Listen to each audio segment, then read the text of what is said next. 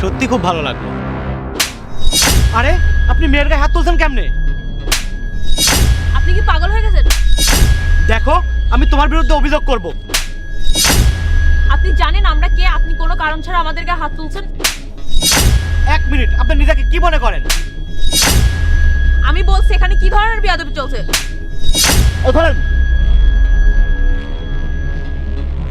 এত টাকা দিয়ে সে আমাদেরকে থাপ্পড় মেরেছে, সে কি পাগল ছিল?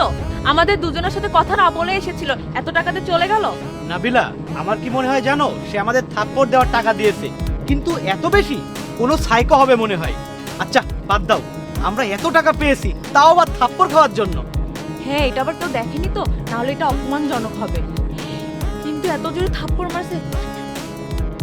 আরে কেউ দেখলেও কিছু যায় আসে না, এত টাকা পেলে আমরা পরে অর্ধেক অর্ধেক ভাগ করে নেব। চলো।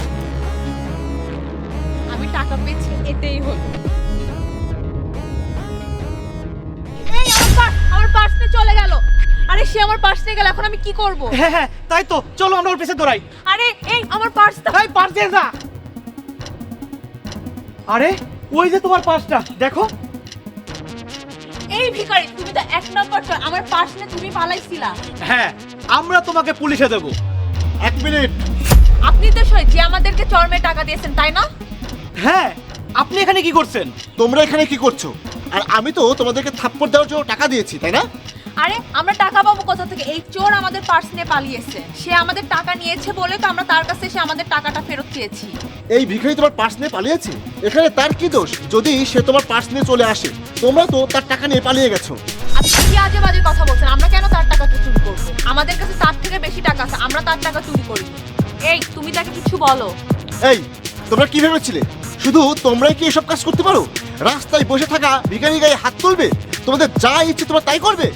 দেখুন, তার সাথে এমন কিছু হয়নি, আপনি তার কথা এভাবে প্রভাবিত হচ্ছেন। আমরা কেন তার টাকা চুরি করব? আমরা এসব কিছু করিনি। তোমাদের দুজনকে একটা শিক্ষা দেওয়ার জন্যই এটা করা হয়েছে। আমি জানতাম তোমরা আমার কথা বিশ্বাস করবে না, তাই আমি তোমাদের সব কাজের একটা ভিডিও তৈরি করেছি। এই যে দেখো। দয়া করে আমাকে কিছু দিন। 2 টাকা ফকিনি আমাকে স্পর্শ করার শ্বাস পাইলি কোথা থেকে? হ্যাঁ মেম সাহেব, আমি ভুল করেছি, কিন্তু আমি খুব ক্ষুধার্ত, দয়া করে আমাকে কিছু দিন। আরে তুই ক্ষুধার্ত, আমি কি করব? কোথাও যে টাকা কামাইতে পারিস না, এখানে বসে ভিক্ষা করতেছিস কেন? তোদের মতন লোকদের আমি একদমই পছন্দ করি না। আমার মনে হয় তোর মানসিকতা খুবই নোংরা। তোরা মেয়ে দেখলে টিস করা শুরু করিস। আমি তোদেরকে দেখছি, তারা। মেম সাহেব আমাকে কিছু দেন। মেম সাহেব, আমার খুব ক্ষুধা পেয়েছে। স্যার আমাকে কিছু খেতে দিন।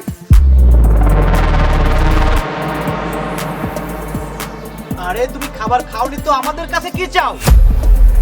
প্রথমত তুমি তাকে স্পর্শ করেছো, তুমি কি জানো মেয়েদের স্পর্শ করা কতটা অন্যায়? আর তার উপরে আবার টাকা চাও? স্যার আমি অসহায় ছিলাম, আমি কি করব?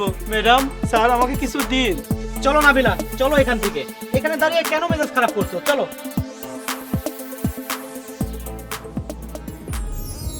আমি চাইলে এখন পুলিশকে অভিযোগ জানাতে পারি, আর তার উপর অত্যাচার করার জন্য তোমাদেরকে থানায় নিয়ে যেতে পারি, বুঝলে?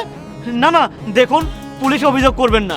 হ্যাঁ হ্যাঁ স্যার, দেখুন আমি আপনার কাছে ক্ষমা চাইছি। আজকের পর থেকে আর এমন কাজ করব না। আমি তার টাকা ফেরত দিয়েছি, আর তার টাকা আর আমার টাকার মধ্যে দুনিয়ার পার্থক্য। ওর কাছে মাত্র 70-80 টাকা, আর আমার কাছে লাখ লাখ টাকা। লাখ লাখ টাকা? আরে ওর ওই 70-80 টাকার দাম তোমার ওই লাখ লাখ টাকার চেয়েও বেশি।